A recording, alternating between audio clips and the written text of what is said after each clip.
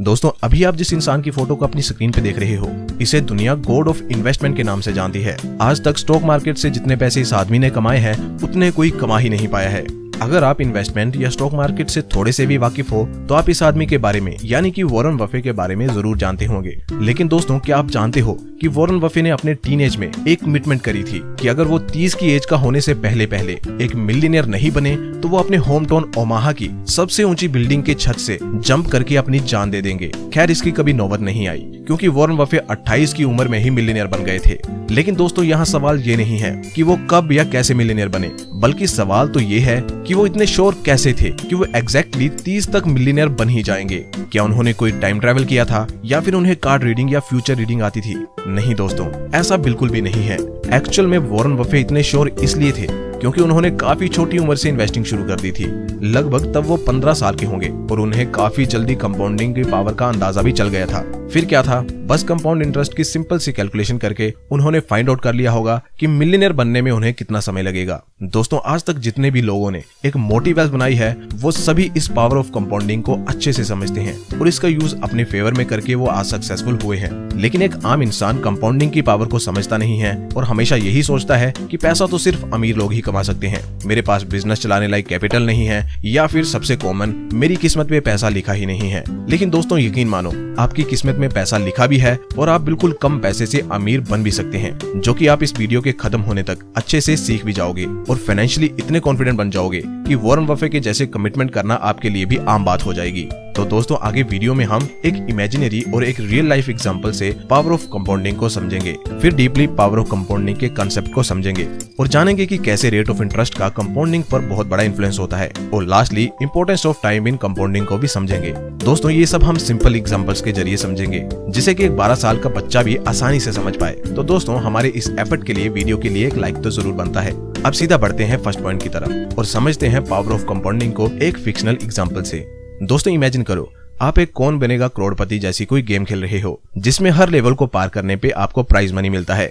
आप लगातार सभी लेवल्स को पार करते जा रहे हो और ऐसे करते करते आप फाइनल लेवल तक भी पहुंच गए हो और उसे भी आपने जीत लिया है। फाइनल लेवल को जीतने पे आपको होस्ट द्वारा 2 प्राइजेस के ऑफर दिए जाते हैं। पहला है 10 करोड़ रुपए कैश जो आपको अभी मिलेगा और दूसरा है 1 रुपया जो कि हर 30 दिन तक डबल होगा। तो दोस्तों ऐसे में आप कौन सा ऑफर एक्सेप्ट करोगे?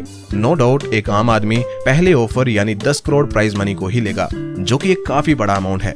लेकिन दोस्तों अगर आप कंपाउंडिंग की पावर को अच्छे से समझते हो तो आप कभी भी पहला ऑफर चूज नहीं करोगे, बल्कि सेकंड ऑफर के लिए 30 दिन का वेट करना पसंद करोगे, क्योंकि 1 रुपया अगर 30 दिन के लिए डबल होता रहेगा तो 30th डे तक पहुंचने तक 100 करोड़ रुपए से भी ज्यादा का बन जाएगा, विच इज अ ट्रेमेंडस रिटर्न। दोस्तों ये एग्जांपल आपको सिर्फ कंपाउंडिंग की पावर को समझाने के लिए है। रियलिटी में डेली 100% के रेट ऑफ रिटर्न से पैसे का कंपाउंड होना पॉसिबल नहीं है। वैसे आपको अमीर बनने के लिए इतनी रिटर्न्स की जरूरत है भी नहीं। ये एग्जांपल बस कंपाउंडिंग को सिंप्लीफाइड करने के लिए बनाया गया है। वैसे इस एग्जांपल से आप कंपाउंडिंग का एक इंपॉर्टेंट एस्पेक्ट जरूर सीख सकते हो। दोस्तों इस टेबल को देखो, इसमें क्लियरली दिख रहा है कि पहले कुछ दिनों में सिर्फ 2, 4, 8 रुपए ही बढ़े हैं, लेकिन जैसे हम 20वें दिन तक पहुंचते हैं तो ये अमाउंट सीधा बन जाता है 10 लाख रुपए, और अब सिर्फ 5 दिन ही आगे बढ़ने से यानी कि 25वें दिन तक पहुंचने तक ये अमाउंट बन जाता है 3 करोड़ रुपए से थोड़ा सा ज्यादा, और इसके आगे बस 5 और दिन बढ़ने से ये अमाउंट सीधा ही 100 करोड़ रुपए से कुछ ज्यादा का बन जाता है। इनफैक्ट अगर आप 29th और 30th डे को कंपेयर करो तो बस एक दिन में ही पैसे 53 करोड़ से 107 करोड़ हुए हैं। दोस्तों इसीलिए कहते हैं कि कंपाउंडिंग में टाइम बहुत बड़ा रोल प्ले करता है, क्योंकि अगर आप 29वें दिन पर ही रुक जाते तो आपको सीधा 54 करोड़ रुपए का लॉस होता। इसलिए इससे पहले कि आप वीडियो में आगे बढ़ें और कंपाउंडिंग को और गहराइयों से समझें, आपको ये पहले ही समझ लेना होगा कि पेशेंस कंपाउंडिंग में बहुत इंपॉर्टेंट है। इसके बिना कंपाउंडिंग का कोई मतलब नहीं है। और दोस्तों आप वीडियो में आगे बढ़ते हैं और एक रियल लाइफ स्टोरी से मैं आपको समझाने की कोशिश करता हूँ कि कंपाउंडिंग रियल लाइफ में कैसे एक मैजिक की तरह काम करता है। दोस्तों अगर आप स्टॉक मार्केट के बारे में थोड़ी बहुत बेसिक जानकारी रखते हो तो आप ये भी जानते होंगे कि टीवी पे कुछ चैनल्स आते हैं जिन पे स्टॉक टिप्स दी जाती हैं so called stock market experts के द्वारा। ऐसे ही एक चैनल पे कुछ साल पहले, शायद 4-5 साल पहले की बात रही होगी, एक कॉलर की कॉल आती है जो अपना नाम बताता है रवि। रवि एक्सपर्ट्स को बताता है कि उसके दादाजी, जो कि अब इस दुनिया में नहीं हैं, उसके नाम एक कंपनी के कुछ शेयर्स कर गए हैं जो कि उसके ग्रैंडफादर ने 1990 में खरीदे थे। दोस्तों, जिस शेयर की वो कॉलर यानी कि रवि बात कर रहा था और जितनी क्वांटिटी में वो शेयर्स उसके पास थे, वो सब सुन के एक्सपर्ट्स भी उसके सामने खुद को गरीब समझने लगे होंगे। रवि के पास MRF के 20,000 शेयर्स थे, जिसकी current value in term of rupees हम देखें तो 130 करोड़ रुपए से भी ज्यादा की है। MRF कंपनी का एक शेयर 64,000 के आसपास ट्रेड कर रहा है करंटली। रवि के दादा ने जब MRF के शेयर्स खरीदे थे उस समय यानी कि 1990 में उसके एक शेयर की कीमत 300 रुपयों के आसपास थी और 1990 से 2022 तक अगर हम MRF के रिटर्न्स को कैलकुलेट करें तो इसके शेयर्स ने 32 सालों में कंपाउंड रेट 27 से 28% के रिटर्न दिए हैं, जिसके कारण रवि के दादाजी की इन्वेस्टमेंट 200 गुना की हो गई है। दोस्तों, इतनी रिटर्न्स लेना भी हर किसी के बस की बात नहीं होगी, लेकिन एक्चुअली आपको इतनी रिटर्न्स लेने की जरूरत है भी नहीं। अगर आप 15 से 20% के बीच के रिटर्न्स ले पाते हैं अपने 15 से 20 साल के करियर में, तो ये भी मोर देन इनफ होगा। और दोस्तों, अगर आप स्टॉक इन्वेस्टमेंट की बात करें, जो कि इस चैनल पे हम करते हैं, तो अच्छे स्टॉक्स के लिए 15 से 20% के रिटर्न देना कोई बड़ी बात नहीं है। वैसे स्टॉक पिकिंग के लिए आपको खुद का एनालिसिस और रिसर्च करना चाहिए, लेकिन मैं एग्जांपल के तौर पे इस वीडियो में लूंगा एशियन पेंट कंपनी को, जिससे कि इंडिया का हर आदमी अच्छे से वाकिफ होगा। तो दोस्तों, इस कंपनी ने पिछले 30 सालों में कंपाउंड रेट 25% के रिटर्न दिए हैं। एशियन पेंट्स में अगर किसी ने 30 साल पहले बस 1 लाख रुपए इन्वेस्ट किए होते तो वो आज 9 करोड़ 21 लाख रुपए बन गए होते। तो दोस्तों, एज्यूम करते हैं कि ये कंपनी अगले 20 सालों के लिए भी अच्छा परफॉर्म करेगी, लेकिन हम 25% का रिटर्न एज्यूम करने के बजाय 18% का रिटर्न एक्सपेक्ट करेंगे। तो दोस्तों, इस रेट ऑफ रिटर्न पे अगर आप इस कंपनी में 1 लाख रुपए आज इन्वेस्ट कर देते हो तो 20 साल बाद आपके 1 लाख की वैल्यू 27 लाख रुपयों से भी ज्यादा की हो जाएगी, यानी कि आपकी इन्वेस्टमेंट 27 गुना हो जाएगी। 20 साल में 27 गुना, वो भी बस 18% के रिटर्न से। तो दोस्तों, अगर आप सिस्टमेटिक तरीके से किसी अच्छी कंपनी में 15 से 20 साल के लिए भी इन्वेस्ट करें, जैसे कि हमने अभी एशियन पेंट्स के एग्जांपल में देखा, तो आप आसानी से फाइनेंशियली फ्री हो सकते हैं।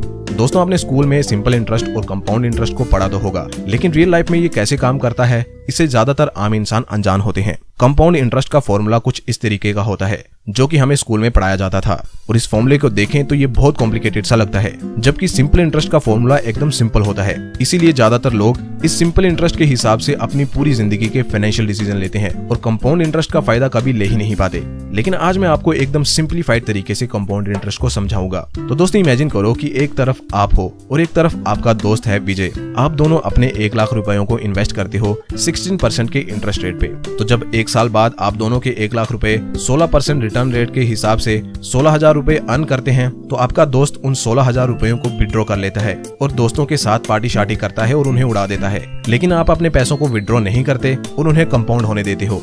अगले साल आपको 18,560 रुपए का प्रॉफिट होता है, क्योंकि आपको 1 लाख प्लस 16,000 पे 16% का इंटरेस्ट मिलेगा, जबकि आपके फ्रेंड विजय को इस साल भी 16,000 का इंटरेस्ट मिलता है, जिसे वो फिर से मौज मस्ती में उड़ा देता है और आप पे भी हंसता है कि क्या फायदा हुआ तुझे पैसे विड्रॉ ना करने का, 250 रुपए का तू क्या ही कर लेगा। लेकिन आप उसकी बात को दिल पे नहीं लेते हो और पैसों को कंपाउंड होने देते हो। अब फास्ट फॉरवर्ड 10 साल बाद चलते हैं। आपका दोस्त वैसा ही है, अपनी गलतियों से कुछ नहीं सीखता है और हर साल अपने प्रॉफिट को विड्रॉ कर लेता है, जबकि आपने पूरे अनुशासन के साथ 10 सालों तक पैसों को बढ़ने दिया। तो अब 10th ईयर में आपको इंटरेस्ट अर्निंग होगी 60,847 रुपए, जबकि आपके दोस्त विजय को वही बस 16,000 रुपए ही मिलेंगे।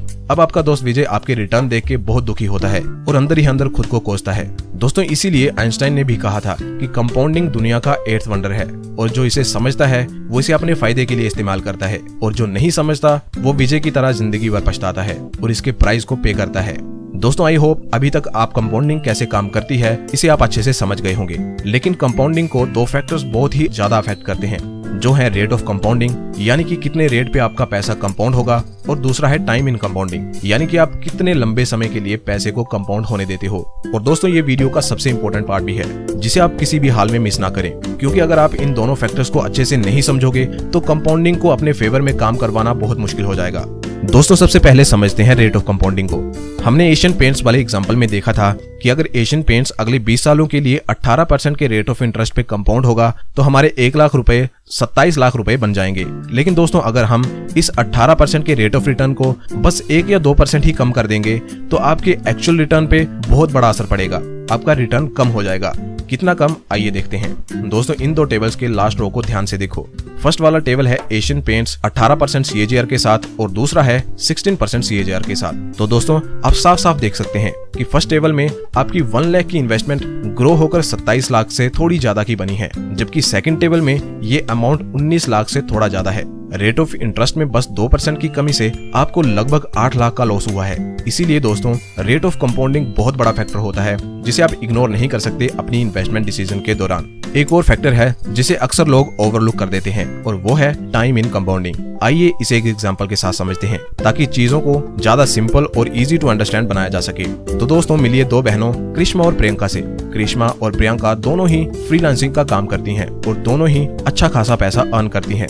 करिश्मा प्रियंका से 10 साल बड़ी है, प्रियंका 20 साल की है और करिश्मा 30 साल की। दोनों ने ही एक दिन मेरी वीडियोस देखी और दोनों ने डिसाइड किया कि वो 40 साल की उम्र तक फाइनेंशियली फ्री होना चाहती हैं। क्योंकि करिश्मा प्रियंका से 10 साल बड़ी है और वो 10 साल पहले से काम कर रही है, तो उसने इन 10 सालों में 48 लाख रुपए सेव कर लिए हैं और डिसाइड करती है कि वो उन 48 लाख रुपयों को किसी ऐसे इक्विटी फंड में इन्वेस्ट करेगी जो एटलीस्ट 15% का रिटर्न दे सके। दूसरी तरफ प्रियंका ने अभी फ्रीलांसिंग शुरू करी है और उसके पास कोई सेविंग भी नहीं है, लेकिन वो डिसाइड करती है कि वो हर महीने 20,000 सेव करके उनकी SIP शुरू करेगी और तब तक अपनी SIP को कंटिन्यू करेगी जब तक कि वो भी 40 साल की नहीं हो जाती, यानी कि अगले 20 सालों तक। प्रियंका बहुत बुरा महसूस करती है कि उसके पास अपनी बहन की तरह 48 लाख रुपए नहीं है इन्वेस्ट करने को और सोचती है कि उसकी बड़ी बहन उससे बहुत ज्यादा अमीर बन जाएगी। लेकिन दोस्तों जब करिश्मा 40 की होती है और अपनी इन्वेस्टमेंट को देखती है तो उसकी इन्वेस्टमेंट ग्रो होकर 1,94,00,000 से थोड़ी ज्यादा की हो जाती है। दूसरी तरफ छोटी बहन प्रियंका की इन्वेस्टमेंट 40 की होने तक ग्रो होकर 2,66,00,000 की हो जाती है,